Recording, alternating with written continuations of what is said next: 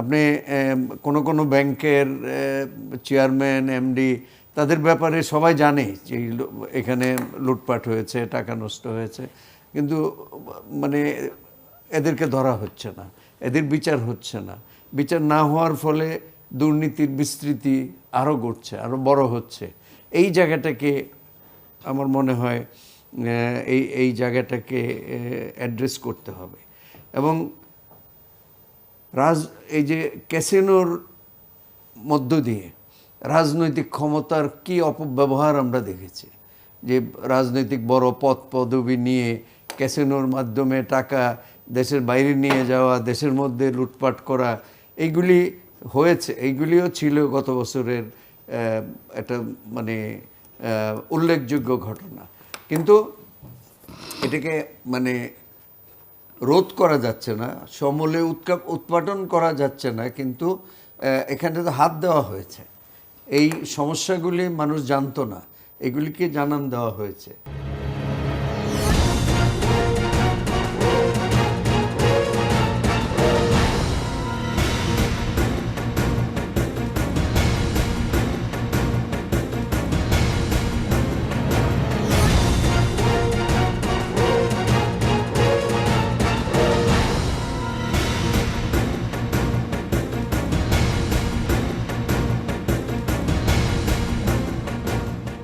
বাংলাদেশের বাইরে পৃথিবীর বিভিন্ন প্রান্তে যেখান থেকে চ্যানেলে দেখছেন, আপনাদের সকলকে সাদর আমন্ত্রণ তৃতীয় মাত্রা দেখবার জন্য। প্রিয় দর্শক, দেখতে দেখতে আরও একটি বছর আমরা পার করতে চলেছি, একেবারেই শেষ প্রান্তে বছরের। এবং এই বছরটি তো কোভিড মোটামুটিভাবে, বিশেষ করে বছরের মাঝামাঝি সময়ে বেশ প্রবলভাবেই ছিল, কিন্তু বাংলাদেশ সেই পরিস্থিতি সামাল দিচ্ছে এবং বাংলাদেশের অর্থনীতি, ব্যবসা বাণিজ্য বেশ ভালোভাবেই ঘুরে দাঁড়াচ্ছে। 2021 সাল কেমন গেল ব্যবসা বাণিজ্য অর্থনীতির জন্য বাংলাদেশের, সেই বিষয় নিয়ে কথা বলবার জন্য এবং 2022-এ তাদের প্রত্যাশা কী বা 22-এ সম্ভাবনা কী বা আশঙ্কা কী, সেগুলো বোঝার জন্য দুজন ব্যবসায়ী আমাদের সঙ্গে স্টুডিওতে রয়েছেন। আলোচক হিসেবে আমার ভাই আছেন Bangladesh garments manufacturers and exporters association BGMA এর পরিচালক মোহাম্মদ মহিউদ্দিন রুবেল, এবং আমার ডানে রয়েছেন বেস্টওয়ে গ্রুপের চেয়ারম্যান মোহাম্মদ মিজানুর রহমান। স্বাগত আপনাদের দুজনকে তৃতীয় মাত্রায়। মহিউদ্দিন রুবেল একটা বড় ট্রেড বডিকে প্রতিনিধিত্ব করছেন এবং বড় একটা সেক্টর বাংলাদেশের নিঃসন্দেহে, কিন্তু ওভারঅল সব যদি বুঝতে চাই যে 2021 আসলে বাংলাদেশের ব্যবসা বাণিজ্য বা অর্থনীতির জন্য কেমন গেল, একজন উদ্যোক্তা হিসেবে, একজন ব্যবসায়ী নেতা হিসেবে কি মনে হয়? ধন্যবাদ জিলুর ভাই আমাকে আমন্ত্রণ জানানোর জন্য, এবং সমস্ত দর্শককে আমি আমার শুভেচ্ছা জানাচ্ছি তৃতীয় মাত্রার আপনার এবং চ্যানেলের মাধ্যমে। দেখেন 2021 যদি বলি, আমাদের তো আসলে লাস্ট কয় বছর ধরেই এই কোভিড আসা যাওয়ার মধ্যে আমরা যাচ্ছি। মোস্টলি 2021 বছর, এই 2021 আমি যদি বলি স্পেসিফিক্যালি। সো 21-এর মানে আগস্ট থেকে আমি আমাদের সেক্টর নিয়ে যদি বলি একটু, আসলে আমাদের সেক্টর বললো বাকিটাও চলে আসবে এই কারণে যে ওভারঅল ব্যবসা বাণিজ্য আপনার কোভিডের যে যখন থেকে টিকা দেওয়া শুরু হলো এবং আমরা যখন আরও কীভাবে প্রতিরোধ করতে পারবো বোঝা শিখলাম খুব ভালো মতো, তখন থেকে আস্তে আস্তে করে কিন্তু সব কিছু খোলা শুরু হলো এবং অর্থনৈতিক চাকাও কিন্তু আরেকটু বেটারের দিকে যাওয়া শুরু হলো। যেমন অগস্ট থেকে দেখা যাচ্ছে যে আমাদের সেক্টরের গ্রোথ হওয়া শুরু হয়েছে, যেটা কিনা লাস্ট 1.5-2 বছর ধরে নেগেটিভ জায়গায় ছিল। তো ঠিক অপরূপভাবে কিন্তু অন্য সেক্টরগুলোতেও এটারই একটা ধারাবাহিকতা বা ছোঁয়া দেখা দিয়েছে। সুতরাং আমি বলবো 2021টা আসলে মিশ্র একটা সিচুয়েশনে আমাদের গিয়েছে। প্রথম হাফ পর্যন্ত আমাদের সেই নেগেটিভ গ্রোথটা চলেছিল, বাট জুলাইয়ের পরে থেকে আমাদের সেই পজিটিভ গ্রোথটা আসা শুরু হলো। তো এটা একটা মিশ্র একটা সিচুয়েশন, যা কিনা আগে আমরা কখনো এভাবে দেখিনি, কারণ আসলে আমাদের এই কোভিড তো আমরা কখনো আগে ফেস করি নাই। তো যেই কারণে আমাদের যে একটা ধারাবাহিকতা 19-এর আগ পর্যন্ত একটা স্লো আর ফাস্ট আপনি যেভাবে বলেন না কেন চলে আসছিল, সেটা ব্যাহত হওয়ার পরে আমরা আসলে শঙ্কায় যে কি হচ্ছে, কতদিন ধরে লকডাউন চলবে, কখন আবার ব্যবসা বাণিজ্য বা সব কিছু স্বাভাবিকভাবে আসবে। সেখান থেকে আস্তে আস্তে করে সিচুয়েশনগুলো যখন ম্যানেজ হওয়া শুরু হলো, আমরা মোটামুটি একটা ভালো দিকের দিন দেখা শুরু করলাম। বাট যেটা আপনার এখানে একটু চিন্তার ব্যাপার হচ্ছে যে কোভিডটা আসলে এমনই একটা সিচুয়েশন যে আমরা কিন্তু কখনোই কনফার্ম হয়ে বলতে পারছি না যে এটাই বুঝি শেষ বা এটাই বুঝি প্রথম, দ্বিতীয়, তৃতীয়, চতুর্থ ধাক্কা একটার পর একটা কিন্তু এসে যাচ্ছে। বাট বেটার যে কথাটা হচ্ছে সেটা হচ্ছে আমরা এগুলো মোকাবেলা করার জন্য আমরা আগে থেকে আমরা এখন অনেক বেশি প্রস্তুত। টিকাদানগুলো ভালো মতো যেহেতু হচ্ছে, মানুষ টিকা নিচ্ছে, মানুষ আগে থেকে অনেক বেশি সজাগ হচ্ছে কিভাবে এগুলো প্রতিরোধ করতে হবে। সেই ক্ষেত্রে আশা করছি যদি অমিক্রন বলেন আর এই যত রকম ভেরিয়েন্টে আসুক না কেন, হয়তো আগের মতো ক্ষতিটা হয়তো হবে না। এখন পর্যন্ত কি আপনারা, যেহেতু ইউরোপে অমিক্রন বেশ দ্রুত গতিতে ছড়াচ্ছে, কোনো খারাপ কিছু বোধ করছেন এখন দেখেন, পর্যন্ত? মানে অমিক্রনের কোনো প্রভাব এখন পর্যন্ত পড়েছে কিনা? অমিক্রনের প্রভাব তো আসলে অমিক্রন আসা তো বেশ কিছুদিন তো আর হয়নি, একদমই রিসেন্ট কথা বলছি। তো আমাদের বিশেষ করে আমাদের সেক্টরে, গার্মেন্টস সেক্টরে কিন্তু কোনো একটা অর্ডার, ইটস নট যে আজকে হলো কালকে আপনি রেজাল্ট পাচ্ছেন, এটা কিন্তু সিজন বেসড আমাদের কাজগুলো হয়। সুতরাং যখন আপনি অমিক্রনের কথা যদি বলি, লাস্ট 1 মাস বা 2 সপ্তাহ যদি আমি বলি যে এফেক্টটা আসছে, সেটা কিন্তু আপনি 3 মাস পর থেকে মিনিমাম আপনি বোঝা শুরু করবেন যে এফেক্টটা কী হয়েছে। তবে অ্যাজ এ গার্মেন্টস ব্যবসায়ী আমি তো মনে করছি কিছুটা হলো এফেক্ট হচ্ছে, কারণ ডেফিনেটলি ইউরোপে, যেহেতু আপনি অলরেডি বলেছেন, ইউরোপ কিন্তু অন্য অন্য দেশগুলোর তুলনায় আমেরিকা কিন্তু অনেক বেটার ছিল এই কারণে যে তারা কিন্তু কোভিডটা খুব ভালো মতোই মোকাবেলা করেছে, ইন এ সেন্স যে তাদের টিকাদান কর্মসূচি থেকে শুরু করে সব কিছু, এবং অর্থনৈতিক প্রবৃদ্ধি কিন্তু অনেক বেটার অন্যদের থেকে। আমেরিকা কিন্তু আমাদের ব্যবসা বাণিজ্য ভালো দিকে যাচ্ছে, বাট সামহাও ইউরোপ সেটাকে ওইভাবে করে ম্যানেজ করে উঠতে পারেনি। এবং আবার দেখা যাচ্ছে যে ওরা কিন্তু লকডাউন থেকে খুব একটা বেরিয়ে আসতে পারেনি, বা যখনই বেরিয়ে আসছে আবার নতুন কোনো ভেরিয়েন্ট আসছে। হ্যাঁ, সেই দৃষ্টিকোণ থেকে ইউরোপে আমাদের গ্রোথটা একটু ডেফিনেটলি স্লো, বাট ভালো হচ্ছিল। কিন্তু এই আবার অমিক্রন আসার পরে এখন আবার যে এটা কোন দিকে এখন রূপ নিচ্ছে বা রূপ নিবে, সেটা আমরা কিন্তু সন্দিহান। এখন যদি ওভারঅল ব্যবসার কথা বলি বা দেশের অর্থনীতির কথা বলি, তো অবশ্যই আমরা তো বেটার করছি। এখন এই ধারাবাহিকতা যদি চলতে থাকে, অবশ্যই আশা করি সামনে আরো ভালো করতে পারবো। কিন্তু যদি না কোভিড বা এই ধরনের কোনো দুর্যোগ আমাদের দিকে, আমি আসবো আবার আপনার কাছে শুনতে। মিস্টার মিজানুর রহমান, আপনি তো নানা রকমের ব্যবসা বাণিজ্য বা শিল্পের সঙ্গে যুক্ত, রিয়েল এস্টেট, ফার্মাসিউটিক্যালস, ট্যুরিজম, সব মিলে আপনার কাছে কি মনে হলো যে 2021 বাংলাদেশের অর্থনীতির জন্য, ব্যবসা বাণিজ্যের জন্য, শিল্পের জন্য কেমন গেল বলে মনে হয়? ধন্যবাদ জুলু ভাই। স্পেশালি আমরা আজকে স্বাধীনতার যে সুবর্ণ জয়ন্তী এবং বিজয় দিবস, এরকম একটা সময় আপনারা তৃতীয় মাত্রার মাধ্যমে আমাদের কিছু বলার সুযোগ করে দিয়েছেন। এই জন্য আমি ব্যক্তিগতভাবে এবং আমার গ্রুপের পক্ষ থেকে ধন্যবাদ জানাই শুধু দর্শকবৃন্দ এবং আপনার চ্যানেল আইকে। মূলত আপনি যেই আলোচনার অবতারণা করেছেন, স্পেশালি যে 2020-21 মূলত আমরা যেই এটাকে আমি এবার বলছি অর্থ বছরের ব্যাপারটাই যদি বলি, তাহলে বেসিক্যালি উনি যেই কথাটা বলেছেন যে গার্মেন্টসের সিচুয়েশনগুলো, আসলে আমাদের তো এই কোভিড কিন্তু ওভারঅল যেই ইকোনমিক সিচুয়েশনগুলো আছে, এটা কিন্তু হিউজলি হিট করেছে, স্পেশালি 2020-তে। বাট 2020-তে যেই এফেক্টটা করেছে সেটা আমরা সবাই জানি যে এটা কোভিডের যেই মানে it was unknown to us and we all were unaware of ইট।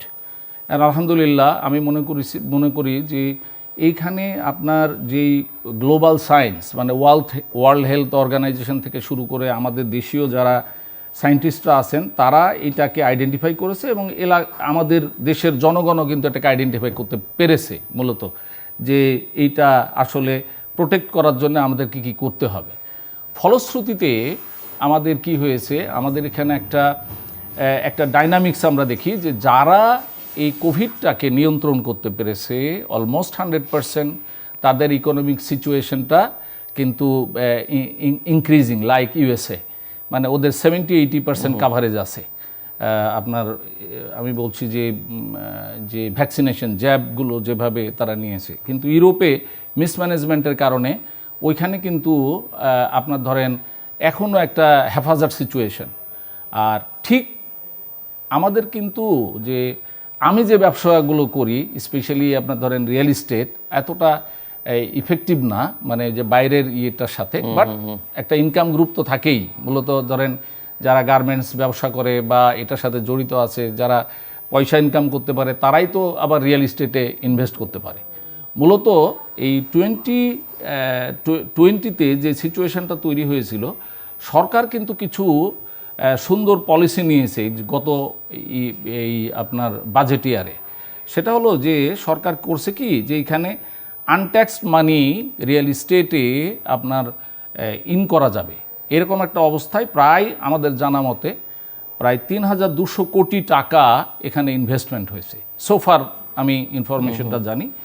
এই আর সেকেন্ডলি হলো যে আপনার হাউজিংয়ের জন্যে মানে পলিসি প্রোগ্রামটা সরকার এভাবে করেছে যে আপনার হোম লোনটা 9%-এ নিয়ে গেছে, যে যারা আপনার হোম কিনবে তাদের 9%-এ আপনার এটা কিনতে পারবে। আর এছাড়াও স্ট্যাম্প ডিউটিও কিন্তু ওভারঅল যেখানে 2 থেকে 1% ছিল, কমিয়েছিল আগের বছরগুলোতে, এখন সেটা 3 থেকে 1.5% পর্যন্ত গেছে। ফলে গভর্নমেন্টের একটা পলিসি সাপোর্ট এই আসলে রিয়েল এস্টেটে মানে ইফেক্ট করেছে। ফলে এখন যেটা আমরা দেখতে পাচ্ছি এন্ড অফ 2021, যে real estate is coming up, মানে আমরা মূলত 2011 সাল থেকে শুরু করে এই 2021 পর্যন্ত যে রেসপন্সটা আমরা মার্কেটে পাইনি, সেই রেসপন্সটা কিন্তু এখন আমরা রিয়েল এস্টেটে দেখতে পাচ্ছি। এ হলো রিয়েল এস্টেটের ব্যাপার। এবং আই হোপ অ্যান্ড বিলিভ যে এটা হয়তো 2022-তে আবার এইটা রিয়েল এস্টেটটা আবার একটা মাত্রা পাবে। স্পেশালি আপনার রিয়েল এস্টেটে যে সাইকেলটা আছে, সে 8 ইয়ার সাইকেল, 8 ইয়ার্স উপরে থাকে, 8 ইয়ার্স নিচে নামে, এভাবে কিন্তু চলতে থাকে। তো হোপফুলি যে 2022 আমার মনে হয় যে গুড ইয়ার হবে টু স্টার্ট। ইফ আদারওয়াইজ আমরা যদি ধরেন ওমিক্রন বা আদার ভেরিয়েন্ট দ্বারা আক্রান্ত না হয়। এখন আমাদের কনসার্নটা কোথায়? কনসার্নটা হলো যে আমরা আসলে আমাদের যে পপুলেশনটা আছে, এই পপুলেশনের কতটুকু পপুলেশনকে আমরা কাভার করতে পেরেছি। আমরা আসলে, আমি যতটুকু জানি বা আমার জানা ছিল যে আমি জানি যে 25 থেকে 30%-এর মতো আপনার কাভারেজ ছিল। তো হোপফুলি যে গভর্নমেন্ট এই জায়গাগুলোতে এখন গুরুত্ব দিবে। এবং আপনি জানেন যে ওমিক্রনের মানে যেই infection rate is so high, যদিও ফ্যাটালিটিটা ওই পরিমাণ এখন পর্যন্ত মানে আইডেন্টিফাইড হয়নি, বাট যদি ইনফেকশনটা বাড়ে, সেটা যদি ধরেন এই 1%-ও হয়, ইট ইজ টু মাচ তো ফ্যাটালিটিটা। তো হোপফুলি যে আমি মনে করছি যে 2021-এ রিয়েল এস্টেটের যেই সিচুয়েশনগুলো আমরা দেখছি, that is very very good. এখন আপনার যে হসপিটালিটি ইন্ডাস্ট্রিতে মানুষ তো একটা সাফোকেটিং সিচুয়েশনে ছিল।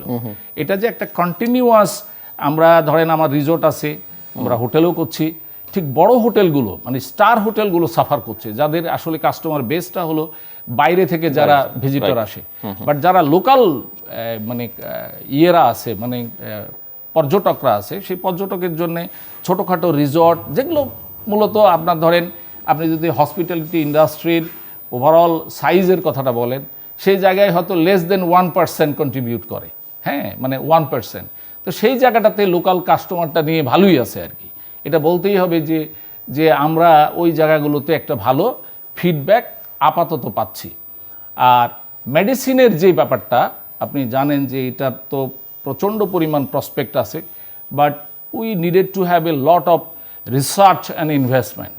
কারণ এখন যে সিচুয়েশনটা বাংলাদেশে ডেভেলপ করতেছে, সেটা হলো যে ধরেন এই আমাদের যদি আমি বলি যে জ্যাবটা তৈরি করার জন্যে আমাদের যে ইনসেপ্টার কথাটা বলেন বা বিজ্ঞানরা যে চান্সগুলো পেয়েছে, এখানে তো বাইরের কিছু ইনস্টিটিউটের সাথে আমাদেরকে আপনার করতে হচ্ছে, মানে তাহলে কি হচ্ছে যে আমাদের যেই আপনার রেভিনিউ, এটাও কিন্তু শেয়ার করতে হচ্ছে।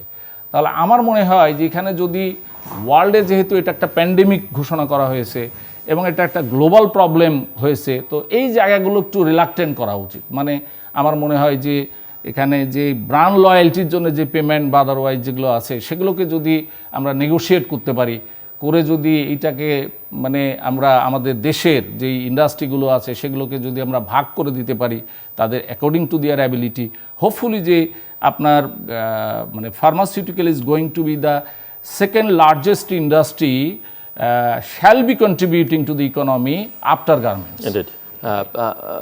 মহিউদ্দিন রুবেল, একটু আমি বুঝতে চাই যে ধরেন যে আমরা আশা করছি যে আর কোনো দুর্যোগ অন্তত নিকট ভবিষ্যতে আসবে না কোভিডের মতো, বা ওমিক্রনও সেই অর্থে কোনো প্রভাব ফেলতে পারবে না। বাট তারপরে যদি ধরে নিই যে এখন ইউরোপের চিত্র যেটা আপনি উল্লেখ করছিলেন, সেই অবস্থা যদি আমাদের এখানে কোনো কারণে তৈরি হয়, যদিও ইউরোপ আমেরিকা যা ফেস করেছে আমরা তার ধারে কাছেও করিনি, ইভেন প্রতিবেশী ভারতও যা করেছে কোভিড কাল আমরা সেটিও করিনি, তারপরে ধরে নিচ্ছি যে আমাদের শৈবার্ত ক্ষমতা অন্যদের চাইতে কম, সেই জায়গায় আসলে এখন আপনাদের কোনো সাজেশন আছে যে কী ধরনের প্রস্তুতি নিয়ে রাখা দরকার যেন সব কিছু স্মুথলি রান করে এবং কোনো ধরনের ডিফিকাল্টস বা অবস্ট্যাকল তৈরি না হয়? আমি জাস্ট 2 দিন আগের কথা বলছি, আমার মনে হয় 2 থেকে 3 দিন আগে আমি শুনলাম এবং দেখলাম যে কানাডাতে বেশ কিছু প্রভিন্সে ওরা কিন্তু স্কুল বন্ধ করে দিয়েছে, দেন 10 জনের বেশি সমাগম বন্ধ করে দিয়েছে। আজকে আমি কথা বলছিলাম আমার ছোটো ভাইয়ের সাথে লন্ডনে, সে বলছে ওদের এখানে সম্ভবত লকডাউন দেওয়ার চিন্তাভাবনা বা এরকম কিছু একটা শুনছে। তো আসলে এইগুলো কম বেশির মধ্যে দিয়েই যাবে বলে আমার মনে হচ্ছে, এবং আমরাও বাংলাদেশেও এটার এফেক্টও ঘুরে ফিরে আসবেই, কারণ আলটিমেটলি আমরা যেহেতু মার্কেট যেহেতু আমাদের বাইরে, সো ওইখানে যখন কোনো বিপর্যয় হয় সেটার আমাদের এখানে না হলেও তো ওইটার বিপর্যয় ধাক্কা আমার এখানেও আসবে। তো আমার এখানে যা বিপর্যয় হবে না তা না, তবে আমার যেটা মনে হয় যে প্রস্তুতির সর্বপ্রথম হচ্ছে নিজেরা সজাগ থাকা, যে এইটাকে কিভাবে প্রতিরোধ করার জন্য আমি কিভাবে আমাকে সুরক্ষিত রাখতে পারি, তার মানে এডুকেশনাল এবং মানে নিজের নলেজটাকে এখানে ডেফিনেটলি ডেভেলপ করতে হবে। দেন হচ্ছে আপনার ম্যাস ভ্যাকসিনেশনের আওতায় সবাইকে আসতে হবে, আর এটার আসলে ভ্যাকসিনেশন হওয়ার পরও তো হচ্ছে, ইনফ্যাক্ট তারপরও সংখ্যাটা কমে আসছে। সো ভ্যাকসিনেশনের কোনো বিকল্প নাই আমি মনে করি, যদি আপনি স্পেসিফিক্যালি কোভিডের কথা বলেন। আর আমার কাছে যেটা আমার ব্যক্তিগত অনুধাবন সেটা হচ্ছে, ধরেন আপনার মানুষ তো 1-1.5 বছর আসলে বুঝে উঠতে পারে না যে হচ্ছেটা কি, হচ্ছিলটা মানে সেটা তো এক ধরনের প্রস্তুতি, কিন্তু আদার দেন আমি বুঝতে চাচ্ছি যে আমাদের বিজনেসকে প্রোটেকশন করা বা অর্থনীতিকে ঠিকঠাক রাখার জন্য সরকারের দিক থেকে পলিসি লেভেলে কোনো ধরনের প্রস্তুতি দরকার আছে কিনা এখন থেকে আপনি মনে করেন? পলিসি লেভেলে ধরেন আসলে আমরা কম বেশি আমরা স্যাটিসফাইড সরকারের উপরে, আমাদেরকে মানে যেই বিপর্যয়ের সময় যেই জিনিসগুলো আসলে দরকার ছিল তখনই কিন্তু ভেঙে যেত আমার সিচুয়েশনটা আসলে। তো তখন যখন সামাল দিয়ে উঠেছে, এখন যেটা হচ্ছে কি, এখন আমার ধারণা যতই লকডাউন হোক আর যাই হোক, ম্যাসিভ লেভেলে অর্ডার কিন্তু কমে যাওয়ার আমার মনে হয় না, কমে যাবে বা বন্ধ হয়ে যাবে। সুতরাং হয়তো 19-20-এর উপর দিয়ে যাবে, ততটুকু সবার ক্ষমতা হয়তো আমাদের আছে। কিন্তু যদি আগের কথা আমি বারবার এই জন্যই বলছি যে তখন তো আসলে কেউই আমরা এটা ফেস করিনি বা বুঝে উঠিনি যে হচ্ছে কি, যে কারণে আসলে আমরা ওই সময় এটাকে ফেস করার মতো ক্ষমতা রাখিনি। বাট যেহেতু ওই সময় সরকার যে পলিসি সাপোর্টগুলো, ব্যাংকিং সাপোর্টগুলো, স্যালারি সাপোর্টগুলো আমাদেরকে দিয়েছে, দাঁড়া করিয়ে দিয়েছে সাপোর্ট দিয়ে, সেহেতু আমার মনে হয় না যে এখন ওরকম কোনো বিপর্যয়ের খুব বড় ধরনের কিছু না হলে শঙ্কা আছে। এবং যদি আপনি যেহেতু বলছেন যে ভবিষ্যতের জন্য কী করণীয় আছে, তা আসলে নতুন করে এখনের জন্য আলাদা করে যে কিছু একটা করতে হবে ভবিষ্যতের জন্য তা না, সেগুলো আমরা সবসময়ই বলে আসি যে আমাদের ইনফ্রাস্ট্রাকচারগত ডেভেলপমেন্ট, আমাদের রিসার্চগত ডেভেলপমেন্ট, আমাদের ব্যাকওয়ার্ড লিঙ্কেজ ডেভেলপমেন্ট, এই জিনিসগুলো তো আসলে করার জন্য ব্যাংকিং সাপোর্ট আমাদের প্রয়োজন আছে, আমাদের রিসার্চের সাপোর্ট প্রয়োজন আছে। যেমন আসলে দেখেন, আমাদের তো একটা জনশক্তি নির্ভর দেশ, আমরা তো আসলে মানে টেকনোলজি নির্ভর কিন্তু না এখনো। সো আমরা কম্পিট করছি কিন্তু টেকনোলজি নির্ভর দেশগুলোর সাথে, আমাদের প্রতিযোগিতায় টিকে থাকতে হচ্ছে। সুতরাং আমাদের মেইন রিসোর্সটাই তো হচ্ছে জনশক্তি, এবং সস্তায় শ্রম আমরা বিক্রি করি বলেই গার্মেন্টস কিন্তু আমাদের এখানে আছে বা আসছে। তবে এটা তো আসলে সারা জীবন থাকবে না, আমরাও ডেভেলপ করছি, ডেভেলপিং থেকে আমরা এলডিসি থেকে আমরা আস্তে আস্তে করে আমরা বেরিয়ে এসে এখন সামনের ধাপে যাচ্ছি। সেক্ষেত্রে আমাদেরকেও প্রযুক্তি নির্ভরের দিকে যেতে হবে, আমাদেরকে প্রোডাক্ট ক্যাটাগরি, মার্কেট ক্যাটাগরিগুলো চেঞ্জ করতে হবে। আমরা সারা জীবন বেসিক কাজ করে এসেছি, সেগুলো আসলে করে আপনি সামনে ভবিষ্যতে কিন্তু আমরা খুব বেশি দূর ভালো করতে পারবো না। ভালো করার অনেক সুযোগ আছে, আমি জানি, আমরা দেখছি সব কিছুতেই, কিন্তু আপনার সাথে সাথে তো সিচুয়েশনও চেঞ্জ হচ্ছে। সেই ক্ষেত্রে আমাদেরকে আসলে প্রোডাক্টগুলোকে বেছে নিতে হবে, আমাদেরকে ইনফ্রাস্ট্রাকচারগত জায়গাগুলো থেকে আমাদেরকে আরও অনেক কাজ করতে হবে, যদি আমরা ভবিষ্যতে আমরা ডেভেলপড কান্ট্রি হিসেবে একটা সময় নিজেদেরকে দেখতে চাই। আপনি যদি দেখেন যে স্বাধীনতার আজকে 50 বছর উপলক্ষে বা আমরা আজকে যেখানে দাঁড়িয়ে আছি, আমি আপনাকে দুই একটা উদাহরণ দিতে পারি। আমরা আসলে উন্নতি করি নাই তাও তো না, আমরা তো অনেক উন্নতি করে এখানে আসছি। তো উন্নতি তো আসলে কোনো শেষ নাই। আমরা তো নিজেদেরকে একটা সময় পরে আমরা সর্বোচ্চ শিখরে দেখতে চাই। এবার স্বাধীনতার সময় আমাদের জিডিপি সাইজ ছিল যেখানে 5.70 বিলিয়ন, আজকে আমাদের 411 বিলিয়ন 2020-21-এ। আমরা এই একটা জিডিপি দিয়েই কিন্তু আমরা বুঝে যাচ্ছি যে আমরা কোথায় এসেছি। তবে আমরা আরো অনেক দূর যাওয়ার ক্ষমতা রাখি আমি মনে করি। মিস্টার মিজানুর রহমান, আমার মনে হয় যে ওনাকে একটু আমি জাস্ট একটু কমপ্লিমেন্ট করি। সেটা হলো যে অমিক্রন বলেন আর যাই বলেন, আমাদের কিন্তু রিসোর্স মানে সবচেয়ে বড় রিসোর্স কিন্তু পপুলেশন, আমাদের পপুলেশনগুলো কারেজিয়াস পপুলেশন। এবং এই পপুলেশনটাকে সেভ করতে হলে আমার ফার্স্ট অ্যাডভাইস হলো যে যত দ্রুত আপনার এই মানে ভ্যাকসিনেশন করা যায়, এ হলো একটা। দ্বিতীয় হলো যে লাস্ট 2 ইয়ার্সে আমাদের একটা এক্সপেরিয়েন্স হয়েছে যে আমরা আসলে কোভিডটাকে কিভাবে ইয়ে করতে পারি। যেমন আমরা মোটামুটি একটা ধরে নিয়েছি যে এটা ওইরকম ছোঁয়াচে না, সো দ্যাট যেখানে সবসময় স্যানিটাইজেশন ব্যবহার করতো আর কি, যে এরকম যদি ধরেন এই সিচুয়েশনটা এরকম থাকতো ছোঁয়াচে, তাহলে আমরা যাদের সাথে বাজার সদাই করি যেই দোকানপাটগুলোতে ওই সমস্ত সব লোক মারা যেত। তো আমরা ধরেই নিয়েছি যে এটা ছোঁয়াচে না। বাট এটা কিন্তু এয়ার ড্রপলেট থেকে এটা হয়, ফলে মানুষের মাস্ক যে আপনার টা দরকার, এইটা হলো মানুষকে মেনে নিতে হবে। আমি গতকালকে শাহিন হলে একটা বিয়েতে গেছিলাম, সেখানে আমি দেখলাম যে 99% মানুষ আনঅ্যাওয়ার, আনকনশিয়াস, যে তারা কেউ আপনার কারো মুখে কিন্তু আপনার ইয়ে নাই, মানে মাস্ক নাই, যে মানে তারা ধরেই নিয়েছে যে বাংলাদেশে আর কোনো মানে ধরেন কোভিড নাই আর কি। তো সো দ্যাট পিপুল অ্যাওয়ারনেসটা খুব জরুরি আর কি। আর ভাই যেটা বলেছে যে আমাদের একদিকে যখন অ্যাডভার্সিটি হয় তখন আর একটা জায়গা থেকে অপরচুনিটি ডেভেলপ হয়। তো আমাদের ওভারঅল যে বিজনেসগুলো আছে, যেগুলো আমাদের বিদেশে, আমি বলছি যে গার্মেন্টস থেকে শুরু করে আদার রপ্তানির যে মার্কেটগুলো ছিল, এখানে কিন্তু ইট ইজ ট্রু দ্যাট যে আমাদের এই টোটাল সাপ্লাই চেনটা কিন্তু হিউজলি মানে ভেঙে গেছে আর কি, ব্রকেন একটা সাপ্লাই চেনের উপরে কাজ করতেছে। সো দ্যাট আমরা যারা বিজনেস কমিউনিটি আছি, আমাদের সবারই উচিত হলো এখন আপনার ধরেন অল্টারনেটিভ মার্কেটগুলো খোঁজা। আমরা আবার বাঙালিরা আপনার ধরেন মোটামুটি একটা কিছু কেউ যদি পেয়ে যায়, তাহলে সব লোক কিন্তু ওই জায়গাটাতেই মানে ব্যস্ত থাকে, আদার কান্ট্রি বা আদার জায়গাগুলো কিন্তু এক্সপ্লোর করতে চায় না। মানে আমরা বেসিক্যালি ইমিটেশনটা পছন্দ করি রাদার দেন ইনোভেশন। তো ইনোভেশনের দিকে নজর রাখতে হবে। আর আমি যেটা বললাম যে অপরচুনিটিটা কিন্তু আপনি জানেন যে কি পরিমাণ অপরচুনিটি মানে ই কমার্স, অনলাইন, তারপরে যে ডিজিটাল সার্ভিস যেগুলো আছে এই জায়গাগুলোতে তৈরি হয়েছে।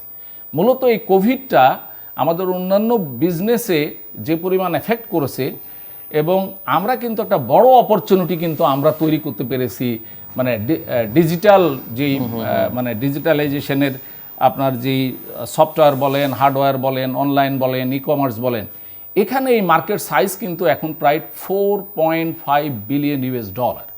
এই $4.5 বিলিয়ন এইটা ধরে নেওয়া হচ্ছে যে আগামী ধরেন 2041-এর মধ্যে এটা $15 বিলিয়ন মার্কেট হবে। সো আমরা দেখছি যে বহু বড় বড় কোম্পানি এখন কিন্তু interested to go for investment into this sector. তো স্পেশালি এখন এই সেক্টরে যে ইনভেস্ট করবে, আমাদের whether our people are ready, prepared, we are very, মানে আমি দেখতেছি যে ইভেন ধরেন শিশু থেকে শুরু করে সবাই ফেসবুক নিয়ে ব্যস্ত। সো দ্যাট আমি বলবো যে ডিজিটাল যেই মানে ডিভাইসেসগুলো আছে, সেই ডিভাইসেসের সাথে আমাদের শিশু থেকে প্রৌঢ় পর্যন্ত, হ্যাঁ, তারা কিন্তু এটার ওরিয়েন্টেশন হয়ে গেছে। বাট এটার একটা প্রপার ট্রেনিং, এবং এই যে মাস পিপুল অ্যারাউন্ড আপনার 10 crore পিপুল এই সার্ভিস বা এই আওতায় আছে, 10 কোটি লোক। তার মানে আপনি আর কোথাও এত পিপুলের ইনভলভমেন্ট আপনি পাবেন না। তো ইফ সো ইজ দি মানে এঙ্গেজমেন্ট অফ দি মানে large population engagement is there, so government has to have a plan like যে কিভাবে এই যেই আপনার ধরেন মাছ পিপুল আছে সেই পিপুলগুলোকে এডুকেট করা, এবং ইয়াং জেনারেশনদের ভিতরে এখন কিন্তু একটা আমি বলবো ট্রেন্ড এসেছে। এখন আমরা ধরেন বিভিন্ন ধরনের রেভলিউশন দেখেছি, এখন কিন্তু চলতেছে ডিজিটাল রেভলিউশন, বা আমরা এটাকে ডিজিটাল ইরাও বলতে পারি। সো দ্যাট এই জায়গাগুলোতে আমি মনে করি যে প্রপারলি ছেলে মেয়েদের ট্রেনিং প্রশিক্ষণগুলো, মানে টেকনিক্যাল কলেজ, টেকনিক্যাল স্কুল খুব জরুরি দরকার। আপনি যদি বলেন যে দেশের উন্নয়নের জন্য মালয়েশিয়া মেজর তাদের প্রায়োরিটি কিন্তু ছিল technical training school, college and university, other than the general education. So I hope and believe যে government has understood all that এবং government is planning to go for that. আমি অন্য একটা প্রসঙ্গ আনতে চাই যে বাংলাদেশে অর্জন অগ্রগতি অনেক আছে এবং বাংলাদেশ এখন দেশের বাইরে যেসব কারণে খানিকটা সমালোচিত বা ভেতরেও অনেকের মধ্যে অসন্তোষ আছে, সেই জায়গাগুলো ধরেন যে democracy, election, human rights, this and this, আমি জানি এগুলো নিয়ে আলোচনা করতে আপনারা খুব কমফোর্ট ফিলও করবেন না, তো আমি সেদিকে যাচ্ছি না। বাট একটা ইস্যু যেটা দেশের বাইরে থেকেও সমালোচনা আছে, দেশের ভেতর থেকেও এটা নিয়ে মানুষের মধ্যে অসন্তোষ আছে এবং মানুষের সাফারিংস আছে, সেটা করাপশান। আমার প্রশ্ন হচ্ছে যে করাপশানটা আসলে আপনাদের ব্যবসা বাণিজ্যে কী ধরনের প্রভাব ফেলে, কী ধরনের বাধা হয়ে দাঁড়ায় বা কোনো সমস্যা আদৌ তৈরি করে কিনা? রুবেল। আমি আমি আমি একটা ছোট্ট একটা এক্সাম্পল দিয়ে এই জিনিসটা বলতে চাই। করাপশনটা আসলে আমার মনে হয় বিশ্বের প্রতিটা দেশেই আছে বা প্রতিটা ক্ষেত্রেই আছে, কম বেশি। এখন বাংলাদেশ হচ্ছে কম বেশির প্রশ্ন, আর একটা হচ্ছে যে হ্যাঁ কেউ করাপশন করলে আইডেন্টিফাই হলে বা প্রমাণিত হলে তার শাস্তি হয়, কোথাও হয় কোথাও হয় না, কোথাও পুরস্কৃত হয়। জি হ্যাঁ, আমি সেটাই বলছি। ধরেন কানাডার একটা এক্সাম্পল দিতে পারি। আমি একজনের সাথে গল্প করতে করতে ওই দিন গাড়ি নিয়ে ওদের কথা হচ্ছিল আমার, ওদের দেশের যে গাড়ি চুরি হয়। তা আমি খুব অবাক হয়েছি যে কানাডা তো গাড়ি চুরি হয়, এটা কিভাবে সম্ভব, যে মানে যেটাকে আমরা উদাহরণ হিসেবে দেখি যেসব দেশকে। তো ওরা আমাকে বললেন যে আমার ওই বন্ধুটা যে এক রাতে নাকি ওদের এখানের একটা প্ল্যানিং করে মানে শশা গাড়ি একসাথে কন্টেনারে উঠে পাচার হয়ে যায়, এবং সেটার সাথে আপনার ওইখানের লোকাল পুলিশ প্রশাসন থেকে শুরু করে সবাই জড়িত। তো করাপশন ওইখানেও হচ্ছে, বড় মাপের হচ্ছে। আমাদের দেশে যেটা হয় আমার মনে হয় একটু ছোটো মাপেরও হয়, যে কারণে এবং বেশি নাম্বারটা অনেক বেশি হতে থাকে, যে কারণে চোখে একটু বেশি পড়ে। তবে হ্যাঁ, করাপশন হলে সেটা শাস্তি হওয়া উচিত, সেটার বিচার হওয়া উচিত এবং সেটার রিফ্লেকশনটা হওয়া উচিত। সেটা যদি হয় সেক্ষেত্রে হয়তো পরবর্তীতে সেটা তো ধরেন একটা জেনারেল বক্তব্য মইদুন রুবেল, কিন্তু আমার প্রশ্ন হচ্ছে যে করাপশন আপনাদের ব্যবসা বাণিজ্য করতে গিয়ে আসলে কোনো সমস্যা হিসেবে, বাধা হিসেবে দাঁড়ায় কিনা বা কোনো প্রবলেম ফেস করেন কিনা আপনারা? আমি সরাসরি এই ইস্যুটাকে ডিল করতে হয় কিনা? সরাসরি করাপশন এভাবে একদম স্পেসিফিক্যালি বলার আগে আমি এভাবে বলি, ধরেন এই যে আমাদের ইজ অফ ডুইং বিজনেসের কথা যদি বলি, আপনি যখন ইজ অফ ডুইং বিজনেস বলেন, কস্ট অফ ডুইং বিজনেস বলেন, আপনি যখন বাইরে একটা দেশে একটা নতুন একটা কোম্পানি খুলতে যাবেন, আপনি মানে বসেই ল্যাপটপে বসে আপনি within half an hour company খুলে অ্যাপ্রুভালও পেয়ে যাবেন। এই যে সহজীকরণ ব্যবসা করতে আসার, আপনি নিজের কাছে আপনি নিজে অনলাইনে অ্যাপ্লাই করছেন, আপনি পেয়ে যাচ্ছেন। বাট আমাদের এখানে দেখেন একটা নতুন কোম্পানি খুলতে হলে আপনাকে কতটা জায়গায় যেতে হয় এবং কতগুলো দিন লাগে। যতগুলো জায়গায় যাবেন ততগুলো জায়গায় কিন্তু আপনাকে জবাবদিহিতা বা কারো সম্মুখে হতে হবে, এবং ততগুলো জায়গাতেই আপনি হয়তো সব জায়গায় আপনি রিয়েল কস্টে আপনি বের করে কোম্পানিটা দাঁড় করাতে পারবেন না। আপনাকে হয়তো কাউকে খুশি করার ব্যাপার থাকতে পারে এখানে, যদিও সেটা আনঅফিসিয়ালি। তো যখন আপনি এটা করবেন আপনার হয়তো প্রসেসটা একটু ইজি হবে বা ফাস্ট হবে। সো ডেফিনেটলি এই জায়গাগুলোতে অ্যাজ এ ব্যবসায়ী আমাদের যত জায়গায় আমরা কাজ করি, লাইক আপনি বুঝতেই পারছেন যে একটা এক্সপোর্ট করতে হলে আমাদেরকে কতগুলো জায়গায় যেতে হয়। তো ডেফিনেটলি কম বেশি তো সেসব জায়গাতে আমাদের প্রতিবন্ধকতা আসে বা হয়। তবে হ্যাঁ, আগে যেটা ছিল যে আগে জিনিসগুলো অনেক বেশি ডেসপারেট ছিল, আগে জিনিসগুলো অনেক বেশি ওপেন ছিল বা অনেক বেশি ছিল। আমার মনে হয় সেগুলো মানুষজন এখন একটু সজাগ আগে থেকে হচ্ছে। তো আমি তো এটা এক্সপেক্ট করি, আমি ব্যক্তিগতভাবে করি না যে রাতারাতি আসলে এটা মানে একদম বদলে মানে মানুষ সবাই ফেরস্ত হয়ে যাবে, কেউ কালকে থেকে কোনো ব্রাইব থাকবে না, কিছু থাকবে না। সো বাট ডেফিনেটলি এটার যত বেশি ইজি হবে, যত বেশি এটা ট্যাকেল করা যাবে, তত বেশি আমাদের জন্য, ব্যবসায়ীদের জন্য ভালো হবে। তো তার আমি মানে উপসংহারে আমি এটা বলতে পারি যে হ্যাঁ, আমাদেরকে কিছুটা ফেস করতে হয় না, আসলে বলাটা ঠিক হবে না, বাট আগে থেকে জিনিসগুলো কমে এসেছে এবং জিনিসগুলো মানুষ অনেক বেশি সজাগ হয়েছে। ইভেন অ্যাজ এ শুধু ব্রাইব যে নিচ্ছে আসলে তার তো দোষ না, দোষ আপনি যে ব্রাইব দিচ্ছেন আপনারও তো এখানে একটা দোষের ব্যাপার আছে। আপনি যদি আজকে আপনি আমি উনি যদি তিনজন যদি একসাথে দাঁড়ায় বলি যে আমরা দিব না, বা আমরা যদি এটার একটা করি, আই মিন কি বলে, যদি আমি বলি প্রতিবাদ করি যে না আমরা এটা মানছি না বা আমরা এভাবে চাচ্ছি না, তাহলেই তো আসলে জিনিসগুলো বন্ধ হবে। তবে হ্যাঁ, আবার আপনি মানছেন না বলছেন, তার জন্য যদি আবার আপনার উপরে ব্যক্তিগতভাবে আপনার কোম্পানি বা আপনার ব্যবসার উপরে আক্রমণ হয়, তখন কিন্তু আপনি নেক্সট টাইম এটাতে যাবেন না। তা আসলে সিস্টেমটাকে পুরোটাই মানে চেঞ্জ হতে হবে। আপনি আমি একা তো আসলে একদিনে রাতারাতি চেঞ্জ করতে পারবো না। তো মিস্টার মিজানুর রহমান, আমি ওনার সাথে, উনি তো একেবারে মনে করেন পুরো বলতে পারেন নাই আর কি, বা বলতে চান নাই। স্পেশালি আমাদের দেশের যে উন্নয়ন, অথবা বাংলাদেশের প্রভাবশালী ট্রেড বডি, তো তাদের হ্যাঁ, তাদের তো তাদের প্রভাব অনেক বেশি সোসাইটিতে। আমরা এই করাপশনটা কিন্তু ইনহারেন্ট করি। স্পেশালি আমি যেই সেক্টরটাই বিজনেস করি, রিয়েল এস্টেট সেক্টরে, রিয়েল এস্টেট সেক্টরে আপনার ধরেন মানে আমি বলছি ল্যান্ড অ্যান্ড ল্যান্ড রিলেটেড মামলা মোকদ্দমা হলো টোটাল মামলা বাংলাদেশে যারা হয় তার 65%। তো হোয়াই দিস মাচ, কেন এত পার্সেন্ট হচ্ছে? বিকজ আমাদের যে ল্যান্ড রেকর্ড সিস্টেম সেইটা আপনার ধরেন 1947-এর, আর এখনকার স্যাটান যারা মানে শয়তান আর কি, এগুলো হলো 2021 সালের। তো 1947 সালের পলিসি প্রোগ্রাম দিয়ে কিন্তু এই 2021-এর যে মানে সমস্যা, এইটা সমাধান করা ডিফিকাল্ট। গভর্নমেন্ট একটা নাইস পলিসি নিয়েছেন যে আপনার ধরেন ল্যান্ড ডিজিটাইজেশন। অবাক ব্যাপার হলো যে আপনার এই রিয়েল এস্টেটে মাসল অ্যান্ড করাপশন মানে এতটা প্রমিনেন্ট, এবং যার ধরেন মাসুল আছে, যার ইনফ্লুয়েন্স আছে, he or she or that institute doesn't care the law. Even তাদেরকে দেখে দেখে দেখে মাঝে মাঝে মনে হয় যে সরকারের মধ্যে যেন আর একটা কোনো সরকার, মানে তারা বোধহয় এলিয়েন কোনো প্রাণী আর কি। এবং সেই জিনিসগুলো যখন আমরা ধরেন আমরা ফেস করি, আমরা যাই, তখন কিন্তু পদে পদে আমরা দেখি যে বিপত্তিগুলো কত। একটা জমিকে একাধিকবার কিনতে হয় আপনার ধরেন, তারপরে আরও একটা ট্রাবল, আমার ধরেন এখন রানিং একটা ট্রাবল চলতেছে আপনার। এই আমি জমি কিনেছি আজ থেকে 21 বছর আগে, 21 বছর আগে জমি কিনেছি, সেখানে কিন্তু এই মানে বনের সাথে কনফ্লিক্ট ছিল না, ঠিক আছে। একটা মানে আগের দাগগুলো কি ছিল 100 বিঘা, 100 বিঘা, 150 বিঘা পর্যন্ত দাগগুলো ছিল। সেই দাগগুলোতে আপনার ধরেন বনের জায়গা আছে উদাহরণস্বরূপ 9 বিঘা, 10 বিঘা, তো 90 বিঘা পাবলিকের। এখন 90 বিঘা যদি আপনার পাবলিকের জমি হয়, 10 বিঘা যদি বনের হয়, তাহলে এই 10 বিঘা কি আইডেন্টিফাই করা কোনো ডিফিকাল্টিজ আছে?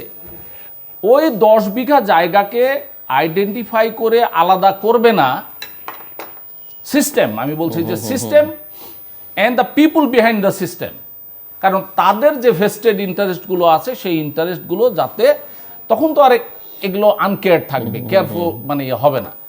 ফলে এই জায়গাগুলো কিন্তু রিপেয়ার হচ্ছে না। সরকার তার পলিসি প্রোগ্রাম দিয়ে যথেষ্ট চেষ্টা করছে, বাট আমাদের করাপশনগুলো এতটা রন্ধ্রে রন্ধ্রে পৌঁছেছে যে এইটাকে ম্যানেজ করা মানে আমার মনে হয় যে আরও কয়েকটা জেনারেশন হয়তো পাস করতে হবে।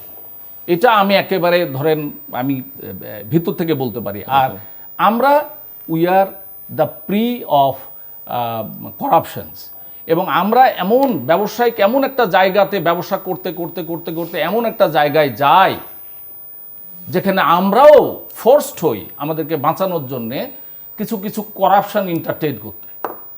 আমরা পারি না, কিছু করার থাকে না, কারণ সিস্টেমটাই এই বলয়টা এভাবে ডেভেলপ করেছে। এখন উনি বলেছেন যে এগুলো যদি আমরা সবাই বলি, আরে মিয়া আপনি কথা বললে তো আপনি কাল থেকে ব্যবসা করতে পারবেন না। তো ব্যবসা ওই যে ease of doing business, government এত প্রোগ্রাম করেছে, আসলে আমরা ইচ অফ ডুইং বিজনেস আগাচ্ছি। দেশ ডেভেলপমেন্ট মানে ডেভেলপমেন্টটা যতটুকু হয়েছে, আমরা মানুষরা যারা আছি আমরা কিন্তু অতটা ডেভেলপ হয়নি। আমাদের কষ্ট মানে আমরা যারা ব্যবসা করব, মানে মনে করেন ব্যবসায়ী শত্রু সব, কারণ শত্রু হলেই তো পয়সা পাওয়া যাবে। আর বিভিন্ন বিভিন্ন সময় আপনি যদি এই সিচুয়েশনগুলো দেখেন, আপনারা যদি বিজনেসম্যানদের সাথে ইন পার্সন কথাবার্তা বলেন, হ্যাঁ আমরাও যে একেবারে তুলসী ধোয়া পাতা এটা আমি বলছি না, কিন্তু মোস্টলি কোনো বিজনেসম্যান যখন একটা বড় ইনভেস্টমেন্ট করে তখন কিন্তু চায় না কোনো করাপশনের ভিতরে জড়িত হতে, যাদের একটা র্যাপো আছে, দীর্ঘ সময় যারা ব্যবসা বাণিজ্য করে আছে। কিন্তু এমন একটা বলয়, এমন একটা প্রেশার, এমন একটা ইনফ্লুয়েন্স যে এদেরকে খুশি করতে গিয়ে অথবা তাদের ইনফ্লুয়েন্সে পড়ে আপনাকে একটা জায়গা পর্যন্ত যেতে হয়। হোপফুলি গভর্নমেন্ট যেই জায়গাতে করাপশনে মানে জিরো টলারেন্স নিয়েছেন, যে যার উদাহরণ কিন্তু আমি বলতে চাই না, যার উদাহরণ কিন্তু অলরেডি 2-4টা জায়গাতে খুব ভিজিলেন্ট। এবং আমি আপনাকে একেবারে সয়রাপন আল্লাহ বলতে পারি যে এই সমস্ত কিছু কট হওয়ার কারণে আজকে কিন্তু আমি বলছি যে গত 2-4 মাসে একটা ব্যাপক পরিবর্তন হয়েছে। এখন পিপল, এই আমি বলছি যে 2-4-5 মাস আগে যেটাকে একেবারেই হালাল মনে করত, মানে ফরজ মনে করত, এটা এখন সুন্নতে আসছে। বুঝতে পারছেন তো? মানে একটা মাস্ট ছিল, মানে ওই মাস্টগুলোকে কিন্তু এখন ইয়েতে চলে আসছে। হোপফুলি যে গভর্নমেন্ট যে পলিসিগুলো করেছেন, সরকারের যে স্ট্যান্ড পয়েন্টটা আছে জিরো করাপশন, সেই জায়গাতে যদি যেতে পারে, আমরা সকল ব্যবসায়ীরা চাই যে আমরা জিরো না মাইনাস করাপশনে থাকতে চাই। মিস্টার রুবেল, মিস্টার মিজানুর রহমান এর আগে যখন বলছিলেন তখন উনি যে টেকনিক্যাল এডুকেশনের উপরে খুব গুরুত্ব দিচ্ছিলেন এবং টেকনোলজির উপরে। সো আমি একটু বুঝতে চাই যে আমরা তো এমনিতে আগে জানতাম যে গার্মেন্টস সেক্টরের বড় বড় ফ্যাক্টরিতে আপনাদের একটা লেভেলের সার্টেন লেভেলের কর্মকর্তা বা টেকনিক্যাল লোকজন সব বাইরের থেকে আনা, ইভেন শ্রীলঙ্কা, ইন্ডিয়া থেকে। সো সেই জায়গায় আপনার নিজের বিজিএমের একটা ইউনিভার্সিটিও আছে, তৈরি করার চেষ্টা হচ্ছে সেখানেও। সব মিলিয়ে আমি বলছি যে আপনাদের সেক্টরের জন্য এই যে গ্যাপগুলো আছে সেগুলো পূরণ করবার আসলে চেষ্টাটা কি আছে, বা কি সরকারের দিক থেকে কি করা উচিত বলে মনে হয়? যদি আমরা যখন আমরা এক্সপোর্ট শুরু করি $12,000 দিয়ে, তখন এর সাথে আজকে তুলনা করি, ডেফিনেটলি আমাদের ডেভেলপমেন্ট অনেক হয়েছে। একটা সময় আপনি যদি দেখেন, এখনও আমাদের দেশে আমাদের সেক্টরে বিশেষ করে আপনার প্রচুর বিদেশি কাজ করছে, বাট আগের তুলনায় কিন্তু সেই সংখ্যাটা অনেক কমে আসছে।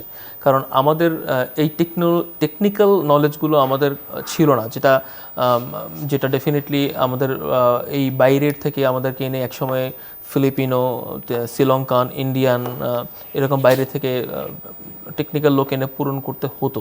তো এখন যেটা হচ্ছে, সময়ের সাথে সাথে আমাদের শিক্ষাগত সিচুয়েশন এবং ইনফ্রাস্ট্রাকচারগত ডেভেলপমেন্ট হওয়ার কারণে সেটা কমে আসছে। তবে এই কমাটা আমাদের যেই লক্ষ্য বা যেখানে আমরা এখন ফাইট করছি যাদের সাথে, সেটার জন্য যথেষ্ট বলে আমি মনে করি না। বিজিএমইএর যে উদাহরণটা আপনি দিলেন, বিজিএমইএর যে ইউনিভার্সিটি আছে, একটা ইউনিভার্সিটি, এখন আপনি চাহিদা হতে চাচ্ছেন প্রথম, আপনি এখন হয়েছেন দ্বিতীয়, এই একটা ইউনিভার্সিটি দিয়ে কি আপনি সেটা সামলাতে পারবেন কিনা, বা সেটা কি সামলানো? বাট ইউনিভার্সিটি কি ভালো প্রডিউস করছে, মানে আপনাদের চাহিদা পূরণ করছে? এটা তো একটা সরকারি না, এটা একটা প্রাইভেট। তো ডেফিনেটলি এখন কিন্তু বেশ কিছু জায়গাতেও আপনার আরও শুধুমাত্র বিজিএম ইউনিভার্সিটি না, আরও বেশ কিছু ইউনিভার্সিটিতেও কিন্তু এরকম কারিগরি শিক্ষা দেওয়া হচ্ছে। তবে আমার মনে হয় যে এটাকে আরও অনেক বেশি নিচু লেভেল থেকেই যেন টেকনিক্যাল শিক্ষাটা বাইরের মতো করে শুরু করা হয়, প্রাইমারি এডুকেশন থেকে, যাতে করে ফিউচারে যে তারা যখন কলেজে বা ইউনিভার্সিটিতে যাবে তখন তাদের জন্য আরও অনেক বেশি ইজি হয়। তো আবারও সে কথা বলতে হয় যে আসলে আমরা তো আগে যেখানে ছিলাম যেখান থেকে অনেক ডেভেলপ ডেফিনেটলি করেছি, বাট আমাদের আরও অনেক বেশি এই জায়গাটা কাজ করতে হবে। আসলে it's not sufficient at all. কারণ আপনি এখন এতদিন আপনি কাজ করছিলেন basic market, basic product, basic fighting আমরা করছি বেসিক দেশগুলোর সাথে। এখন আমি ডেভেলপ কান্ট্রি হচ্ছে, এখন আমি ফার্স্ট হতে যাচ্ছি এক্সপোর্টে, আরএমজিতে, এবং আমাদের প্রোডাক্ট ক্যাটাগরি চেঞ্জ করতে চাচ্ছি, ইনফ্রাস্ট্রাকচার চেঞ্জ করতে যাচ্ছি। তো ওগুলো তো আসলে এই সিচুয়েশন দিয়ে এক বিজি ইউনিভার্সিটি দিয়ে ম্যানেজ করা কখনোই পসিবল। অনুষ্ঠানের শেষের দিকে চলে এসেছে। সো আমি তো বুঝতে চাই নতুন বছর সামনে, সো এই নতুন বছরে এক্সপেকটেশন কি, নতুন বছরের চ্যালেঞ্জেস কি দেখেন, এবং আসলে আপনারা কি করতে চান, অন্য দিক থেকে প্রত্যাশাটা কি করণীয় দরকার সরকারের দিক থেকে, খুব ছোট্ট করে যদি একটু। জি, আমরা বর্তমানে প্রথম কথা হচ্ছে আল্লাহ রাব্বুল আলামিনের অশেষ রহমতে আমরা অন্য দেশগুলো থেকে একটা ভালো সিচুয়েশনে কোভিডে আছি, যে কোনো কারণেই হোক না কেন সেটা, এবং ভালো দিকে ব্যবসা বাণিজ্যের দিকে যাচ্ছি। এটা আশা করি এটা যাতে আমাদের বজায় থাকে, এবং এটার জন্য আমাদের সরকার থেকে শুরু করে আমাদের শ্রমিক ভাই বোন এবং জনসাধারণ সবাই আসলে এই কৃতিত্বের অধিকারী, সবাই আমরা মন মানসিকতা এবং সাহস নিয়ে আজকে ফাইট করে এখানে আসছি। তবে আমাদের যদি আমরা আরও ভালো করতে চাই, আমাদের কোভিড যাতে আমাদেরকে সামনে এফেক্ট করতে না পারে, এবং আমাদের একটা জিনিস আসলে না বললেই না, যে এই যে কস্টের কথা, আমাদের আসলে যে পরিমাণে কস্টও বেড়ে যাচ্ছে, সবাই হয়তো মনে করছেন যে ব্যবসা ভালো করছে, ভালোর পরিমাপটা কি আসলে শুধুমাত্র এক্সপোর্ট বেড়ে গেছে বলে যে ভালো করছে, আসলে তাও কিন্তু না, কস্টও তো বেড়ে গেছে অনেক কিছু। তা আশা করি এই জায়গাগুলোতে সরকার একটু নজর দেবেন, যাতে করে কস্টটা মিনিমাইজ করতে পারি আমরা। সেক্ষেত্রে আপনি ব্যবসা প্রফিট করলে না, ব্যবসা আসলে আপনি সাস্টেনেবল গ্রোথ আমরা বলতে পারি, তার আগে তো it's not a sustainable growth. So definitely আমরা আশা করছি ইনশাল্লাহ যদি এই সাপোর্টগুলো আমরা পাই, ভবিষ্যতে আমরা আরো ভালো করতে পারবো। মিস্টার মিজানুর রহমান, আমি বলতে চাই যে ইচ অফ ডুইং বিজনেস, আমরা জানি গভর্নমেন্ট ট্রাইং, তো এই জায়গাটা ইনক্রিজ করার জন্য মানে আমাদের foreign FDI, foreign direct investment থেকে শুরু করে অন্যান্য ইনভেস্টমেন্ট যাতে বাংলাদেশে আসে, এটার জন্য সবচেয়ে বড় ব্যারিয়ারটা হলো ইচ অফ ডুইং বিজনেসে আমাদের আরও ভালো করা, এবং এই আরও ভালো করতে হবে। এর ভালো করার জন্য গভর্নমেন্টের যেই প্রোগ্রামগুলো আছে বা পলিসি ফ্রেমওয়ার্কগুলো আছে বা ইমপ্লিমেন্টেশনগুলো আছে, সেটাকে গুরুত্ব দেওয়া উচিত। সেকেন্ডলি, যে আমাদের দেশে যেই ওমিক্রন আসতেছে, এইটার যেই এখন ধরেন রিল্যাক্স, আগে কি হতো নানান রকমের ফাইন টাইন, আমরা যখন ধরেন ঝামেলায় পড়ে যাই আর কি, তখন সব দৌড়াদৌড়ি শুরু হয়ে যায়। তাহলে prevention is better then cure. তো আমার মনে হয় যে এখন থেকেই মানে সচেতনতাটা বৃদ্ধি করা এবং ল এনফোর্সিং করা এটা খুব জরুরি আর কি, কারণ পিপুল বাঁচলেই তো আমাদের দেশ বাঁচবে, আমাদের ব্যবসা বাঁচবে। থার্ডলি হলো যে আমরা যে পলিসি সাপোর্টটা পেয়েছি বাংলাদেশ গভর্নমেন্টের কাছ থেকে এই অর্থ বছরে, মানে আমি বলছি যে 2021,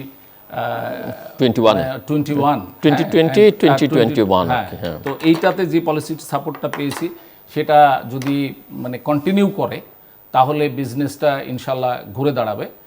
আর সরকারের তো একটা কমিটমেন্টই আছে যে জিরো টলারেন্স, মানে করাপশানের জিরো টলারেন্স আর কি। তো করাপশানটাকে আসলে আইডেন্টিফাই করতে হবে, ইনস্টিটিউশনালি করতে হবে এগুলো, এবং এগুলোকে ন্যাপ ডাউন করতে হবে। আর এগুলো ন্যাপ ডাউন করার মানে সবচেয়ে বড় চ্যালেঞ্জ হলো পলিসি ফ্রেমওয়ার্কগুলো ঠিক করা, মানে লেটেস্ট যেই মানে সিচুয়েশনগুলো আছে সেই অবস্থা বুঝে সেই ফ্রেমওয়ার্কগুলো করা আর কি। এবং এইটার সাথে যারা ইনভলভ আছে, স্টেক হোল্ডার্স যারা আছে, তাদের সবাইকে নিয়ে আলাপ আলোচনা করে দ্রুত এগুলোর পলিসি ইমপ্লিমেন্টেশনগুলো করা। আর লাস্টলি হলো যে ব্যবসা করার জন্যে আসলে আমাদের এই সিচুয়েশনটা মানতেই হবে, আজকে ভালো কালকে মন্দ, বাট সবচেয়ে বড় ব্যাপারটা হলো যে আমাদের এখানে কিন্তু দ্রুত একটা পেনিক ছড়ায়, মানে পেনিকগুলো যেন মানে কোনোভাবে কিন্তু মানুষকে আক্রান্ত না করে। যে একজন ইনভেস্টার ইনভেস্টমেন্ট করবে, আমি বলতেছি যে এটা মানে অনেক সময় হুটহাট ডিসিশনের কারণেও কিন্তু অনেক মানুষ পেনিকড হয়ে যায়, রাইট? তো সেই জায়গাগুলোকে আমার মনে হয় যে সরকারের সাপোর্ট দেওয়া উচিত, যে বিজনেসম্যানরা যদি কাজ করতে পারে তাহলে আপনার ধরেন এমপ্লয়মেন্ট জেনারেশন হবে, আর যদি না করতে পারে তাহলে একটা ঝামেলা হবে আর কি। আর সবচেয়ে বড় ব্যাপারটা হলো যে আমাদের দেশের যেই ব্যাংক ব্যবস্থা এখানে গড়ে উঠেছে, সেখানে কিন্তু এখনও আমি বলবো যে সেই জায়গাটা এখনও কিন্তু খুব সুন্দরভাবে যারা মূলত ধরেন লোন নিয়ে অভ্যস্ত, ব্যাংক ব্যবস্থায় নৈরাজ্য আছে, লোন নিয়ে অভ্যস্ত তাদেরকেই ব্যাংক লোন দিতে পছন্দ করেন। আমি জানি না কেন, রাদার দেন যে একটা ভালো ব্যবসা তাকে ঘুরে আনার জন্যে তাকে সাপোর্ট দিলে সে ভালো করতে পারে, ওই ধরনের ধরেন খুব গুটি কয়েক ব্যাংকগুলো আছে যে যারা এই সাপোর্টগুলো করে। তা আমি মনে করি যে আমাদেরই ভাই ব্রাদাররাই ইয়েগুলো করেন, তো সেই জায়গাগুলো কিন্তু একটু ভালো করে দেখা উচিত আর কি।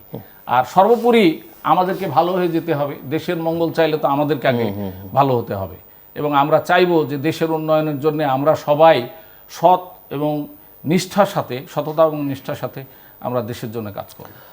দর্শক, আমরা অনুষ্ঠানের শেষ প্রান্তে দ্বিতীয় মাত্র সম্পর্কে আপনারা লিখতে পারেন ডাকে, ইমেল, SMS এর মাধ্যমে, ইন্টারনেট, আমাদের অফিসিয়াল ওয়েবসাইট অথবা সোশ্যাল মিডিয়াতে যেসব পেজ রয়েছে সেসব পেজে আপনাদের মতামত রাখতে পারেন। আর আপনাদের মতামত আমাদের অনুষ্ঠান তৃতীয় মাত্রা আপনি দেখতে পাবেন প্রতি বৃহস্পতিবার এবং শুক্রবার বাংলাদেশ আমার দুটোই, সোমবার সকাল 11:30 এবং শুক্রবার দুপুর 1:30টায়। দেখবার আমন্ত্রণ রইল। তৃতীয় মাত্রা পর্বটি আপনি সামাজিক যোগাযোগ মাধ্যম ফেসবুক এবং টুইটারও সরাসরি দেখতে পারেন। ফেসবুক, টুইটারে তৃতীয় মাত্রা লাইভ স্ট্রিমিং হচ্ছে। iOS ডিভাইস একটা ট্যাব স্টোর থেকে তৃতীয় মাত্রা আপনি ডাউনলোড করে নিতে পারেন তৃতীয় মাত্রা দেখবার জন্য এবং অনুষ্ঠান সম্পর্কিত তথ্যাদি জানবার জন্য। টেলিভিশনের পর্দায় দেখতে না পারলে যে কোনো সময় যে কোনো স্থান থেকে ইউটিউবে তৃতীয় মাত্রার চ্যানেলটি সাবস্ক্রাইব করে আপনি এই পর্ব বা পুরনো পর্বগুলো দেখে নিতে পারেন। আপনার সুবিধা মতোভাবে একসঙ্গে দেখতে পারেন, ভেঙে ভেঙেও দেখতে পারেন, যে কোনোভাবেই আপনি দেখতে পারেন। মিস্টার মোহাম্মদ মিজানুর রহমান এবং মিস্টার মহিদুর রুবেল, অসংখ্য ধন্যবাদ এই আলোচনা শোনার জন্য। দর্শক, দুজন ব্যবসায়ী নেতা কথা বলছিলেন যে কোভিড পরিস্থিতির একটা এই মহাযজ্ঞের মধ্যেও বাংলাদেশ ঘুরে দাঁড়িয়েছে এবং বেশ ভালোভাবেই অর্থনীতি অনেক ইতিবাচক দিক তারা তুলে ধরেছেন, অনেক চ্যালেঞ্জের কথাও বলেছেন এবং সেখানে মূল চ্যালেঞ্জেস যেটা সেটা হচ্ছে করাপশন একটি ইস্যু বটে, বাট সিস্টেম, পলিসি এই জায়গাগুলোতে আরও আসলে অনেক বেশি কাজ করার দরকার সরকারের দিক থেকে। বাংলাদেশের উদ্যোক্তা শ্রেণী যথেষ্ট সফল, যথেষ্ট উদ্যমী, তারা কখনোই আসলে সরকারের কাছ থেকে তেমন বড় কিছু চান না, যেটা চান এক ধরনের পলিসি সাপোর্ট এবং সেটি আসলে ব্যবসা বান্ধব আরও বেশি করা উচিত। এবং অনেক আইন কানুন বিধিবিধান আছে যেগুলো, যেমন একটি সেক্টরে আলোচনা করতে গিয়ে আমরা শুনলাম যে অনেক পুরনো সেই ব্রিটিশ আমলের আইন কানুন দিয়ে আসলে এখন চলবে না, সেই আইন কানুনগুলোকে যুগোপযোগী করা দরকার। এবং সব কিছু মিলিয়ে যেটি মূল কথা যে স্বচ্ছতা, জবাবদিহিতা, আইনের শাসন এগুলো নিশ্চিত করা গেলে নিঃসন্দেহে আমাদের অর্থনৈতিক অগ্রগতি অর্জনটাও সামনের দিকে আরও অনেক বেশি এগোবে, দ্রুতগতিতে এগোবে। দর্শক আমাদের সঙ্গে জন্য অসংখ্য ধন্যবাদ, আপনাদের সবার জন্য শুভকামনা।